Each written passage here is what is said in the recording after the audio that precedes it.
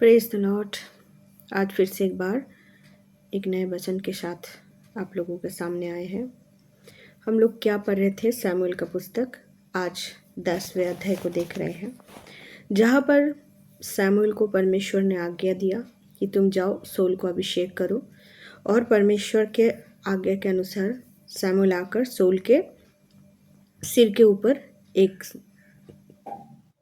तेल का शीशा लेके उसके सिर के ऊपर उसको डाल दिया। तो उससे क्या काम खत्म हो जा रहा है? नहीं, राजा का अभिषेक तो मिला, लेकिन राजा वाला काम भी करना पड़ेगा। उसके लिए भी किसने सिखाया? परमेश्वर ने सिखाया।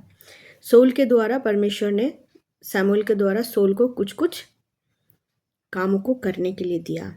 बोला तुम ऐसे ऐसे करते जाओ और तुम्हारे लिए सब कुछ होता जाएगा।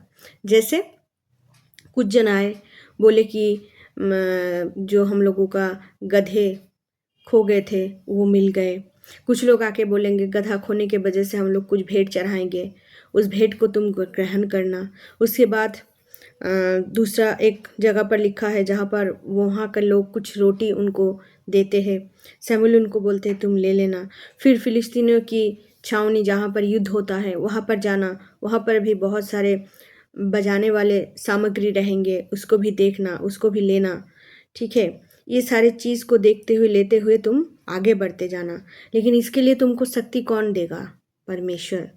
6 पद में लिखा हुआ 10 का 6 में परमेश्वर उसको क्या बोला? तब यहोवा का आत्मा तुझ पर बल से उतरेगा और तू उसके साथ होकर नबूवत करने लगेगा, और तू परिवर्तन होकर और ही मनुष्य हो जाएगा। क्योंकि सोल था अच्छा इंसान, लेकिन उसके अंदर में कुछ कमी घटी था। एक राजा बनने के लिए जो ज़रूरतें है वो ज़रूरतें नहीं था उसके अंदर। इसके लिए वो राह भी किसने दिखाया? परमेश्वर ने, मनुष्य के द्वारा, सैमुएल के द्वारा। उसके बाद भी परमेश्वर नहीं छोड़ा। उसको क्या बोला कि मेरा आत्मा भी उसको देंगे गाइड करने के लिए, उसको सुरक्षा देने के लिए, है ना। और ऐसे ऐसे भविष्यवाणी फिर साथ में लिखा है, और जब ये चिन्ह तुझ पर देख पड़ेंगे तब जो काम करने का अवसर तुझे मिला उसमें लगे जाना, क्योंकि परमेश्वर तेरे संग रहेगा। और तुझसे पहली परमेश्वर किसके साथ रहेगा? सोल के साथ। कौन बोला? परमेश्वर का ही आत्मा सैमुएल के द्वारा बोला। क्यों बोला? क्योंकि सोल उस समय आज्ञाकारिता में राजा बनने के लिए तैयार हो गया था, है ना। उसके बाद सोल और भी आगे बढ़ने लगा, सारे कामों को करने लगा। जो गधे खो गए थे वो भी लौटा गए। उसके बाद जो जो काम उसके लिए किया गया था वो हम लोग जानते हैं। 10 अध्याय पढ़ने के समय में बहुत ही अच्छा रीति से हुआ। उसके बाद 25 पद में, 24 और 25 में क्या लिखा है एक बार हम लोग देखेंगे।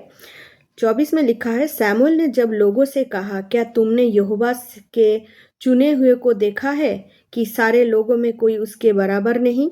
तब सब लोग ललकार के बोल उठे, राजा चिरजीवी रहे। तब सैमुएल ने लोगों से राजनीति का वर्णन किया और उसे पुस्तक में लिखकर यहोवा के आगे रख दिया। और सैमुएल ने सब लोगों को अपने अपने घर जाने को विदा किया, और साउल गिबा को अपने घर चला गया, और उसके साथ एक दल भी गया जिनका मन को परमेश्वर ने उभारा था। परंतु कई लुच्चे लोगों ने कहा, ये जन हमारा क्या उद्धार करेगा? और उन्होंने उसको तुच्छ जाना और उसके पास भेंट न लाए। तो भी वो सुनी अनसुनी करके चुप रहा। देखिए, बहुत समय, ये आज का बात नहीं है, ये शुरू से ही हो रहा है। परमेश्वर का कोई भी काम शांतिपूर्ण तरह नहीं होता है। वहाँ पर कुछ ना कुछ गड़बड़ी और प्रॉब्लम आएगा ही आएगा। जो परमेश्वर के लोग हैं, उनके जीवन में, उनके परिवारों में तनाव और बुरे बुरे बात सुनने के लिए मिलेगा ही मिलेगा। जिनको परमेश्वर उठाते हैं, जिनको परमेश्वर चुनते हैं, वो उसके ऊपर बहुत ज़्यादा तीर लगाया जाता है, उसके ऊपर बहुत ज़्यादा दोष लगाया जाता है, जिनको परमेश्वर खड़ा करते हैं। देखिए, इस्राएल को राजा चाहिए था। परमेश्वर ने शमूएल के द्वारा सोल को चुना। जो सोल को जो आज्ञा दिया गया सोल ने पूरा किया। राजा बनने का लायक किसके सामने ठहरा? परमेश्वर के सामने। परमेश्वर ने उसको बोला कि हाँ, तुम लोगों के लिए राजा तैयार है। जहाँ पर लिखा, तब उन्होंने फिर यहोवा से पूछा, क्या यह कोई और आने वाला है? यहोवा ने कहा, हाँ, सुने, वो सामने के बीच में छिपा हुआ है। इतना कुछ होने के बाद सोल के अंदर में डर आ गया। तब वो बिन्यामीन के गोत्र के कुल करके समीप लगा और मिट्टी मंत्री के कुल के नाम पर निकली। फिर चिट्ठी किसो के पुत्र साउल के नाम पर निकली, और जब वो ढूंढ गया तब ना मिला। तब उन्होंने फिर यहोवा से पूछा कि यही है। देखिए, शमूएल को परमेश्वर ने बोला कि तुम अभिषेक करो। अभिषेक किया। शमूएल के बातों के अनुसार सोल काम भी किया, लेकिन बीच में गड़बड़ हो गया। गड़बड़ी में संदेह आ गया। किसको संदेह आ गया? सोल को संदेह आ गया, शमूएल को संदेह आ गया। सोल को संदेह आ गया कि इतने सारे लोगों के बीच में मैं राजा बनने के लायक नहीं हूँ, और शमूएल को भी उसके साथ साथ संदेह आ गया कि ये सोल कहाँ छुप गया, ये राजा बनने का लायक नहीं है। इसीलिए उसने फिर से परमेश्वर से पूछा कि ये क्या सच है, यही राजा बनने का लायक है? लेकिन परमेश्वर ने बोला हाँ। परमेश्वर ने बोला हाँ। क्यों बोला? क्योंकि परमेश्वर जिसको चुनता है, मरते दम तक उसको पकड़ के रखता है। जब तक वो व्यक्ति ना बोले कि मैं परमेश्वर को नहीं जानता, परमेश्वर की इच्छा के अनुसार नहीं चल सकता, परमेश्वर को मैं छोड़ रहा हूँ। ये बाद में हम देखेंगे सोल के विषय में। सोल का जीवन में और भी बहुत सारे काम हो रहा है, होता है। ये सारी चीज़ों को हम लोग देखेंगे। लेकिन आज जिस चीज़ में हम लोग आगे बढ़ रहे हैं और ख़त्म कर रहे हैं, वो क्या है?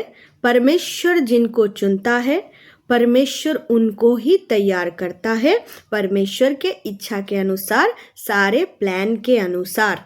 और उसको पूरा करने के लिए परमेश्वर अपने सब कुछ दांव पे लगाता है ताकि वो पूरा होने पाए। उसके बीच में भी गड़बड़ी तो आता ही है, जिस गड़बड़ी में शैतान को लगता है कि अभी सब कुछ गड़बड़ करके छोड़ेंगे, लेकिन परमेश्वर तो परमेश्वर ही है, वो अपने काम को ख़त्म करता है। जितना भी बड़ा दास हो, उसके अंदर में भी डाउट हो सकता है। जितने भी चुने हुए लोग हो, उनके अंदर में डाउट आ सकता है, लेकिन विश्वास के साथ फिर से परमेश्वर से पूछना है कि मैं ही हूँ परमेश्वर, आपने मुझे ही चुना है, आप क्या मुझे ही बुला रहे हैं? ये परमेश्वर की ओर से आपके लिए एक उत्तर जरूर आएगा। कठिन परिस्थिति में भी परमेश्वर अपने हाथ को नहीं छोड़ता, परंतु उसके बीच में भी कुछ लोगों को अंदर में संदेह रह ही गया। तो आज हम लोगों को निर्णय लेना है, हम लोग संदेह में जीवन जिएंगे कि बिना डाउट किए परमेश्वर की ओर देखते हुए शमूएल और शाऊल की तरह जीवन जिएंगे। Praise the Lord.